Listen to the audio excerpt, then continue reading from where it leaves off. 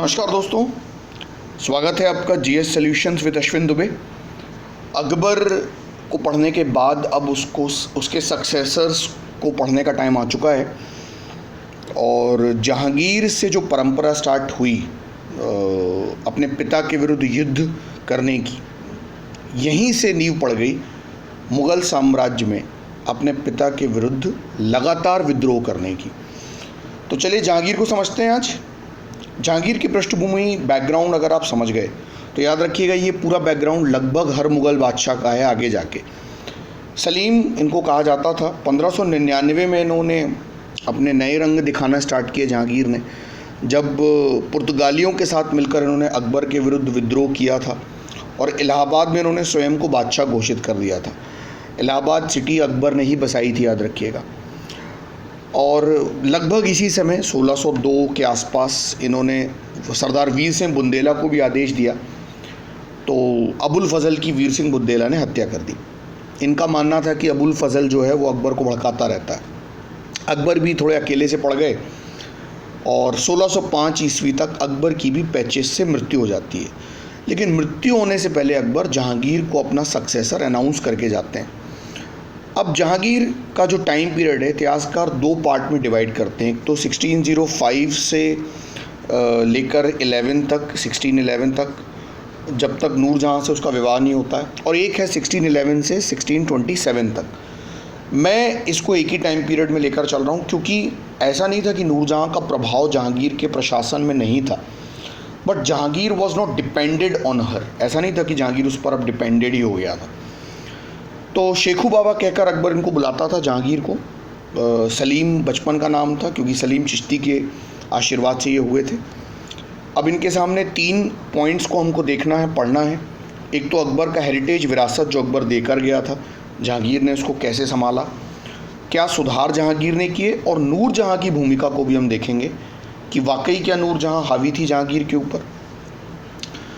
Introduction बहुत ही simple सा है। With the blessing of Sheikh Salim Chishti, जैसा मैंने बताया, इनका जन्म हुआ फतेहपुर सीकरी में और इनके टीचर अब्दुल रहीम खाने खाना थे और माता थी इनकी मरियम उस्मानी। इन्हें जोधाबाई भी कहा जाता है। एक जोधाबाई और मिलेंगी जिन्हें आप जगत गोसाई के नाम से जानते हैं, वो जहांगीर की वाइफ हैं। इतिहासकारों में अब ये विवाद समाप्त हो चुका है। दरअसल यहाँ मरियम उस्मानी का जो जोधाबाई है वो एक टाइटल के रूप में जाना जाता है। विवाह देख लेते हैं जहांगीर के। पहला विवाह 1585 ईस्वी में मानबाई के साथ हुआ इनका। इनको शाह बेगम का पद भी दिया गया था। सिस्टर ऑफ मानसिंह थी, मानसिंह की बहन थी। राजा भगवान दास की पुत्री थी। इनसे जो पुत्र था जहांगीर को, उसका नाम था खुसरो। बाद में विद्रोही हो गया था। दूसरा विवाह इनका जगत गोसाई, इन्हें जोधाबाई समझा जाता है, के साथ हुआ। मारवाड़ के उदय सिंह की पुत्री थी। खुर्रम इन्हीं का पुत्र था, शाहजहाँ, जिसे बाद में टाइटल मिला। तीसरा विवाह हुआ रुखसाना बेगम से, इनके पुत्र थे शहरयार। और चौथा विवाह हुआ सलमा बानो से, इनके पुत्र थे परवेज़। पांचवा और सबसे इम्पॉर्टेंट विवाह जहांगीर का हुआ नूरजहाँ के साथ 1611 में। ये गियास बेग यानी कि एतमाउद्दौला की पुत्री थी। ये हम डिस्कस करेंगे। यहाँ पर जहांगीर के किंग बनने से पहले याद रखिएगा, इसके दोनों बड़े भाई दानियाल और मुराद यानी अकबर के जो पुत्र थे वो पहले ही मर चुके थे। दे अर्लियर डाइड। तो जहांगीर के सामने कोई ख़ास समस्या नहीं आई और 1605 में ताजपोशी जहांगीर की आगरा के किले में बड़ी धूमधाम से हो गई। लेकिन इनिशियल प्रॉब्लम्स जहांगीर को भी थी, जैसे अकबर को मिली थी, बाबर को मिली थी और बाकी लोगों को मिली थी। क्या थी? एक तो जहांगीर की खुद की इमेज काफ़ी ख़राब थी। एक अय्याश शासक के रूप में, एक शराबखोर शासक के रूप में। अकबर का एक विशाल साम्राज्य था, पता नहीं जहांगीर उसको संभाल पाएंगे कि नहीं। अफ़गान और राजपूत अभी जितना भरोसा, ख़ासतौर पे राजपूत जितना भरोसा अकबर पे करते थे उतना जहांगीर पे नहीं करते थे। देन यहाँ कुछ पॉइंट्स आपको देखना है कि जहांगीर ने कुछ एक्सेप्शंस को छोड़कर अकबर की जितनी भी पॉलिसीज़ थी उन सभी को कंटिन्यू किया, किसी को त्यागा नहीं। वैवाहिक संबंध एज इट इज़ जारी रहे। हाँ, चित्रकला का जहांगीर के समय में ज़बरदस्त डेवलपमेंट होता है, इस पे हम अभी डिस्कस करेंगे, क्योंकि ये मुग़ल चित्रकला का चरमोत्कर्ष कहा जाता है। कुछ एक्सेप्शंस हैं जहाँ पर जहांगीर काफ़ी कट्टर बिहेव करता है। जैसे कि खुसरो का विद्रोह जब हुआ, ताजपोशी होने के तुरंत बाद जहांगीर को ही अपने पुत्र का विरोध झेलना पड़ा 1606 ईस्वी में। खुसरो को सिखों के 5वें गुरु अर्जुन देव का आशीर्वाद भी मिला और आर्थिक सहायता भी मिल रही थी उनसे। राजा मान सिंह जो थे दरबार में और मिर्ज़ा अजीज़ कोका जो एक बड़े मनसबदार थे, वो भी इनडायरेक्टली इसको सपोर्ट कर रहे थे खुसरो को। तो 2 पॉइंट फिर से याद रखिए। एक तो पिता पुत्र के बीच जो ये सत्ता के लिए खींचतान हो रही थी, ये कोई नई बात नहीं थी, ये पहले भी हो चुका था। इसलिए शासक को पूरा अधिकार था कि विद्रोह को दबाने के लिए वह कोई भी कड़ा कदम उठाए, स्ट्रॉन्ग डिसीजन ले। देन स्वयं जहांगीर ने भी अकबर के विरुद्ध विद्रोह किया था। मैंने एग्जाम्पल दिया राजा वीर सिंह बुंदेला का, अबुल फजल की हत्या। तो गुरु अर्जुन देव और खुसरो के साथ क्या हुआ? देखिए, खुसरो को तो लाहौर की एक लड़ाई में परास्त किया गया, इनको कारावास में डाल दिया गया और 1622 में इसकी मृत्यु हो जाती है। बहरावल के युद्ध में इसको हराया गया था जालंधर के पास, बाद में इसे कहते हैं अंधा भी करवा दिया गया था। अर्जुन देव से कहा गया कि आपने राजद्रोह किया है तो आपके ऊपर भारी जुर्माना लगाया जाता है, आप इसको भरिए। लेकिन गुरु अर्जुन देव ने इससे साफ इनकार कर दिया तो उनको राजद्रोह के आरोप में फांसी दे दी गई। यहाँ से मुगलों और सिखों के संबंध थोड़े ख़राब हो गए और एक संघर्ष का युग भी शुरू होता है। गुरु अर्जुन देव की जो समाधि है वो लाहौर के दुर्ग के ठीक बाहर है। कभी आप अगर वहाँ उस तरफ जाएं पाकिस्तान की तरफ तो आपको ये देखने के लिए मिलेगी। खैर, तो ये एक छोटा सा इंसिडेंट था जो देखना है। जहांगीर के सुधार, अब गद्दी पर बैठते ही क्या रिफॉर्म्स करता है। इसने शाह बुर्ज और यमुना नदी के दोनों के किनारे खड़े पत्थरों के खंभे के बीच न्याय की प्रसिद्ध जंजीर लगवाई है। ये कई बार एग्जाम में पूछा है। इसको जस्टिस बेल भी कहते हैं। इसमें 60 घंटियाँ थीं, 12 घोषणाएं इसमें प्रकाशित हुई और ये जो 12 घोषणाएं थी आईने जहांगीरी में इनका संकलन है। इनमें से एक को एम्मा कहा जाता है, इन घोषणाओं में से एक को एम्मा। एम्मा का मतलब होता है भूमि का प्रमाणीकरण। वाक्याते जहांगीरी में इसका मतलब समझाया गया। एक बुक है, उसमें कहा गया है कि जो प्रार्थना और प्रशंसा के बाद भूमि मिलती है उसे हम एम्मा कहते हैं। तो ये एक फैक्ट के रूप में याद रखिएगा। जहांगीर, याद रखिएगा, सबसे पहले मुगल किंग थे जिन्होंने मराठों के इम्पोर्टेंस को भी समझा, उनके महत्व को, और मुगल अमीर वर्ग में इनको शामिल करने वाले सबसे पहले कौन थे? जहांगीर थे। ईसाई धर्म से भी काफ़ी ये इम्प्रेस्ड थे। अपने पौत्रों का शिक्षा का व्यवस्था इन्होंने ईसाइयों के बीच में करवाया। देन जहांगीर का जो सबसे बड़ा गुण था वो था न्यायप्रियता, लेकिन अवगुण भी था, शराब पीना। और इसी वजह से इनकी जो पत्नी थी मानबाई, उन्होंने आत्महत्या की थी। और मानबाई की आत्महत्या के कारण ही खुसरो जहांगीर को बिल्कुल पसंद नहीं करता था। मुगल काल में, याद रखिएगा, पिता के शासनकाल में विद्रोह की जो परंपरा है ये जहांगीर के समय से ही स्टार्ट होती है और बाद में इसके बहुत ही ज़्यादा भीषण परिणाम निकल के आए। कालांतर में तो शाहजहां को ब्लडी वॉर ऑफ सक्सेशन के तहत जेल में डाल दिया गया। एक खूनी उत्तराधिकार का युद्ध हुआ जिसमें औरंगज़ेब ने शाहजहां को जेल में डाल दिया था। तो ये एक जो गलत परंपरा मुगलों के लिए पड़ गई वो काफ़ी घातक थी। मनसबदारों के लिए देखें तो जहांगीर के टाइम में सबसे पहले अफ़गान जो थे वो मुगलों के मित्र बने, क्योंकि अब तक अफ़गान इनके दुश्मन थे। इनको जहांगीर ने शामिल किया मनसबदारों में।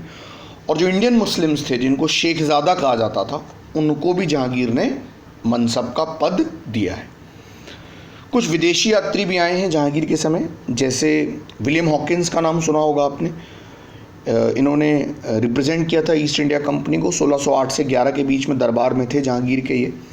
इनको जहांगीर ने 400 का मनसब भी दिया था। उसके बाद सर टॉमस रो भी आए हैं 1615 से 19, जेम्स प्रथम के दूत के रूप में, एम्बेसडर के रूप में। कहते हैं ग्लोबलाइजेशन की स्टार्ट यहीं से हुई है भारत में। नूरजहां गुट के बारे में बात कर लेते हैं, जिसको जुनता गुट भी कहते हैं इतिहासकार। 2 तरह के इतिहासकार हैं। एक मानते हैं कि नूरजहां एडमिनिस्ट्रेशन या प्रशासन में हावी थी, राजनीति में भी, और दूसरे इतिहासकार मानते हैं कि ये हावी नहीं थी, क्योंकि जीवित रहने तक भी जहांगीर अपने निर्णय स्वयं लेता था। देख लेते हैं भाई क्या स्थिति थी क्या नहीं थी। देखिए, जुनता गुट में पहले था कौन कौन, ये देख लीजिए। इनके पिता इत्माउद्दौला ग्यास बेग वास्तविक नाम था इनका। देन माता अस्मत बेगम जिन्होंने इत्र का आविष्कार किया। भाई आसफ खां और शहज़ादा खुर्रम। ये टोटल 5 लोग थे इस जुनता गुट में नूरजहाँ को मिलाकर। कहते हैं कि मधुमक्खी की छत्ते की तरह जहांगीर को ये घेरे रहते थे। नूरजहाँ की जानकारी अगर देखें, इंट्रोडक्शन अगर इनका देखना है, 1611 में इनका जहांगीर से विवाह हुआ। उससे पहले इनकी जानकारी इकबाल नामा जहांगीरी में मिलती है, जिसको मुतमिद खां ने लिखा है। मुतमिद खां इनके बारे में विस्तार से बताता है। इनका बचपन का नाम मेहरुन्निसा था। इनके माता पिता के बारे में देखें तो गियास बेग पिता हैं, असमत बेगम माता हैं जिन्होंने इत्र का आविष्कार किया। अकबर के समय दोनों फारस से भारत आए थे। नूरजहाँ के पति का नाम अली कुली खां था, उसकी विधवा थी ये, शेर अफ़गान भी कहते हैं। और अब ये मत खारिज हो चुका है कि जहांगीर ने इनकी हत्या करवाई थी। इनकी पुत्री भी थी नूरजहाँ की, जिनका नाम था लाडली बेगम, और इनका विवाह नूरजहाँ ने शहरयार से करवाया था। नूरजहाँ को जाना जाता है महाबत खां के विद्रोह को दबाने के लिए। दरअसल महाबत खां जहांगीर का एक विश्वास पात्र सेनापति था, जिसने शाहजहाँ के विद्रोह को भी दबाया था। लेकिन बाद में एक बार लाहौर के समीप इसने जहांगीर को ही बंदी बना लिया था। लेकिन नूरजहाँ ने अपने धैर्य से, अपनी सूझबूझ से सभी अमीरों को अपने तरफ किया और महाबत खां को हराया था।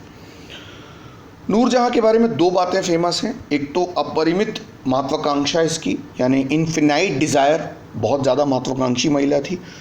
और आगे जाकर याद रखिएगा, जो खुर्रम था इसके गुट से इसलिए अलग हुआ क्योंकि खुर्रम अपने आप को एक स्वतंत्र, यानी शाहजहाँ स्वतंत्र शासक के रूप में देखना चाहता था, जबकि नूरजहाँ चाहती थी कि शहरयार को वो किंग बनाए। तो ऑब्वियस है, एक म्यान में 2 तलवारें तो रहेंगी नहीं। तो फाइनली इनके बीच में फिर बैर बढ़ता चला गया। और जब जहांगीर की मृत्यु होती है तो शाहजहाँ ने इसको बिल्कुल निगलेक्ट सा कर दिया था पेंशन देकर। नूरजहाँ क्यों वर्चस्व रखती थी, कुछ इसके हमें एग्जाम्पल मिलते हैं। जैसे झरोका दर्शन में शामिल होती थी जहांगीर के साथ, एक तो ये याद रखना है। सिक्कों पर इसका नाम मिलता है जहांगीर के साथ। शाही आदेशों पर भी इसका प्रभाव था, ये भी इम्पॉर्टेंट है। असमत बेगम मैंने बता दिया, इत्र का आविष्कार किया था इसने। तो यहाँ पर नूरजहाँ नो डाउट जहांगीर के साथ इन्वॉल्व ज़रूर थी, लेकिन ये मान लेना कि जहांगीर पूरी तरीके से डोमिनेटेड था, गलत होगा। अब देखते हैं जहांगीर का साम्राज्य विस्तार, एम्पायर एक्सपेंडेशन। 1605 में सबसे पहले जहांगीर ने मेवाड़ की तरफ रुख किया और परवेज़ को भेजा। बाद में 1608 में महाबत खां को और भी कई लोगों को भेजा। लेकिन जब 1613 में इसने खुर्रम यानी शाहजहाँ को भेजा तो मेवाड़ के जो राणा थे, राणा अमर सिंह, उनको लगा कि अब समय आ गया है कि मुग़लों से संधि कर लेना चाहिए। ये राणा प्रताप की परंपरा को कंटिन्यू किए हुए थे। खुर्रम ने क्योंकि यहाँ जाकर बहुत तबाही मचा दी थी, खेतों को आग लगा दी, किसानों को परेशान किया। तो फिर फाइनली 1615 में राणा अमर सिंह और मुग़लों के बीच में संधि हो जाती है।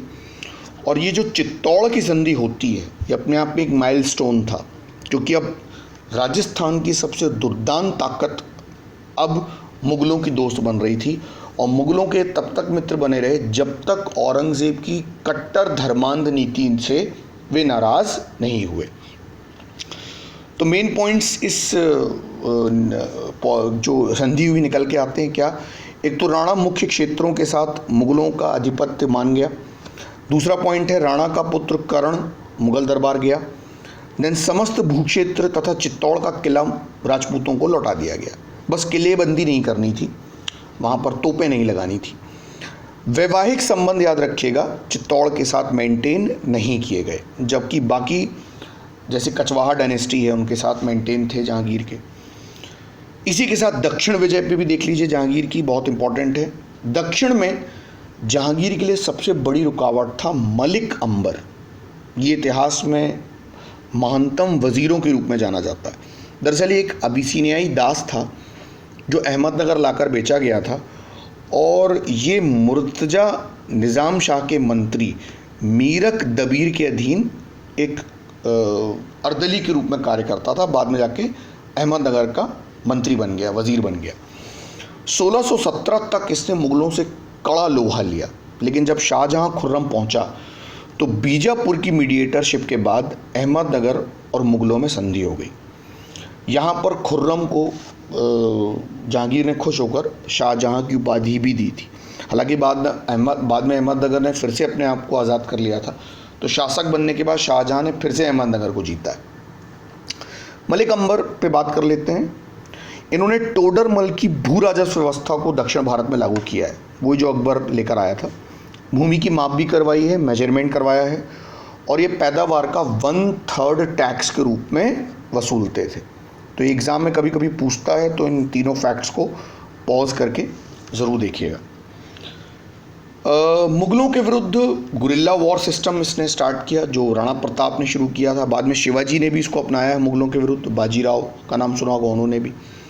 शक्तिशाली नौसेना भी इन्होंने खड़ी की एक पुर्तगालियों की सहायता से। अब देख लीजिए शाहजहाँ का विद्रोह मलिक अंबर के बाद की घटना है, क्यों हुआ। ये मुग़ल प्रशासन में एक अस्त व्यस्त सी स्थिति लेकर आ गया। दरअसल 1622-23 के आसपास की घटना है। 2 रीज़न थे शाहजहाँ के विद्रोह करने के, एक तो दीर्घकालिक और एक तात्कालिक, लॉन्ग टर्म और एक इमीडिएट। दीर्घकालिक था, एक तो नूरजहाँ गुट का असर जो था वो दरबार में बढ़ता जा रहा था, और शाहजहाँ अपने आप को वहाँ निगलेक्ट फील करता था। आसफ़ खां जो नूरजहाँ के गुट से था, वो शाहजहाँ का समर्थक था और उसको भड़काता रहता था, क्योंकि वो चाहता था शाहजहाँ शासक बने इसके जहांगीर के बाद।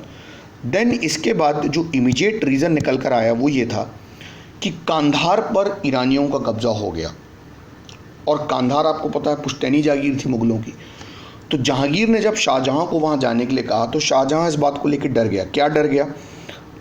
एक तो ये अभियान बहुत लंबा व कठिन था, यहाँ पर शाहजहाँ के एब्सेंस में उसके विरुद्ध षड्यंत्र हो सकते थे। तो शाहजहाँ ने कुछ डिमांड रख दी। उसने दक्कन की पूरी सेना और पंजाब पर अपना वर्चस्व मांगा। देन महत्वपूर्ण किलों पर अपना नियंत्रण भी मांगा। कहते हैं जहांगीर इसको सुनकर बहुत आग बबूला हो गया और उसने महाबत खां को शाहजहाँ के पास भेजा। शाहजहाँ ने भी विद्रोह कर दिया, लेकिन एक तीखी लड़ाई में महाबत खां ने इसको हरा दिया, और इन सब चक्करों में कांधार जो था वो मुग़लों के हाथों से निकल गया।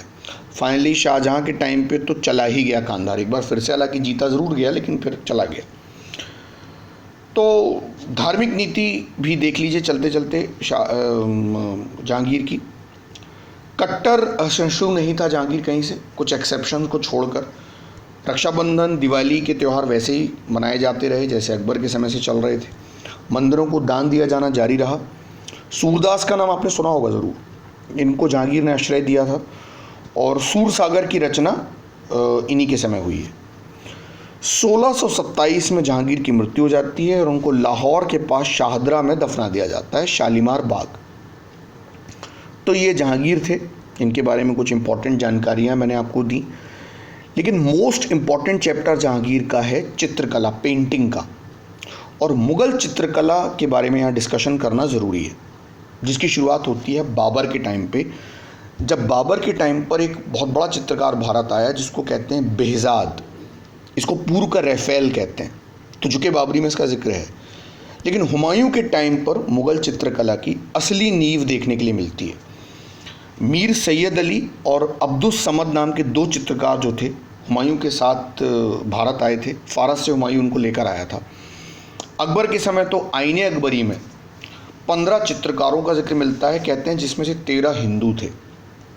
देन कुछ फेमस पेंटर्स हुए अकबर के समय, जैसे दसवंत, बसावन, महेश, लाल मुकुंद या अब्दुस समद, जो हुमायूं के टाइम से चला आ रहा था। अकबर ने कुछ पांडुलिपियाँ तैयार करवाई हैं, जैसे हमजनामा बहुत फेमस पांडुलिपि है, कहते हैं इसमें 1200 चित्रों का संग्रह है, और यहीं से अकबर के समय में, याद रखिएगा, भित्ति चित्रकारी भी शुरू होती है। फ्रेस्को पेंटिंग कहते हैं इसको। ये 1-2 बार यूपीपीएससी और यूपीएससी में पूछा जा चुका है। रज़्मनामा भी एक पांडुलिपि है, इसको दसवंत ने तैयार किया था। बाद में ये जो दसवंत थे मानसिक रूप से विक्षिप्त भी हो गए थे। क्या एग्ज़ाम में पूछता है कि अकबर का कौन सा चित्रकार था जो मेंटली रिटायर्ड हो गया था बाद में। बसावन एक और महत्वपूर्ण चित्रकार थे। ये अकबर के समय के सबसे सर्वोत्कृष्ट चित्रकार कहे जाते हैं, सबसे बेस्ट। जहांगीर का जो काल है वो चित्रकला की दृष्टि से चरम का युग था। कुछ प्रसिद्ध चित्रकार हैं जिनमें सबसे पहला है अकारेजा। इसी के समय से छवि चित्र की परंपरा शुरू हुई, मतलब व्यक्तियों के चित्र बनाने की। कहते हैं जहांगीर ने इसी की लीडरशिप में आका रज़ा की आगरा में एक चित्रणशाला बनवाई थी। कुछ महत्वपूर्ण चित्रकार थे जहांगीर के समय, जैसे फारूक बेग है, ये आपको नाम याद रखना एग्ज़ाम में पूछता है, जैसे बिसनदास, मनोहर, अबुल हसन, उस्ताद मंसूर। ख़ास तौर पर जो अबुल हसन और उस्ताद मंसूर हैं ये तो बहुत इंपॉर्टेंट है, एग्ज़ाम में अक्सर पूछा है। फारूक बेग ने बीजापुर के आदिल शाह का चित्र बनाया था, ये भी कई बार पूछा है। देन बिसनदास को फारस के दरबार में भेजा गया था चित्र बनाने के लिए। ये पक्षी और व्यक्ति दोनों के चित्र बनाते थे। और अगर आप उस्ताद मंसूर की बात करें और अबुल हसन की, तो अबुल हसन जो थे वो व्यक्ति के चित्र बनाने के स्पेशलिस्ट थे और उस्ताद मंसूर पक्षी विशेषज्ञ थे। तो ये दो बातें और याद रखिएगा। इनको उस्ताद मंसूर को नादिर अस्र की उपाधि मिली थी और अबुल हसन को नादिर उद ज़मा। तो ये कुछ इंपॉर्टेंट बातें हैं जहांगीर के बारे में, इनको आपको याद रखना है। उम्मीद है मेरा वीडियो आपको पसंद आया होगा। सब्सक्राइब कीजिएगा, लाइक कीजिएगा और शेयर कीजिएगा। Thank you so much.